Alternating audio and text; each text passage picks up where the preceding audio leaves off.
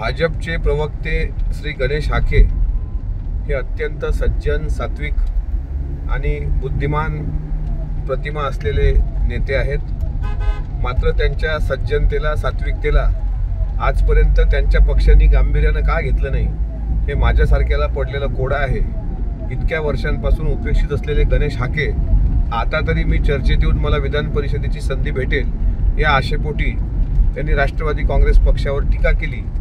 हे जरी खरं असलं तरी गणेश हाकेंची पक्षाची अवस्था आहे ती अवस्था म्हणजे बाण लागलेल्या राजहंसासारखी आहे। त्यामुळं त्यांना आता नवीन ऊर्जा प्राप्त होण्याकरता त्यांनी ते वक्तव्य केलंय। आम्ही त्यांना कवडीची किंमत देत नाही, मात्र अशा सज्जन माणसांचे हालसुद्धा आम्हाला डोळ्यानं बघवत नाहीत। त्यामुळं गणेश हाकेंनी गणेश चतुर्थीच्याच पूर्वी पक्षाने त्यांचं विसर्जन करू नये याची काळजी घ्यावी। एबीपी माझा, उघडा डोळे बघा नीट।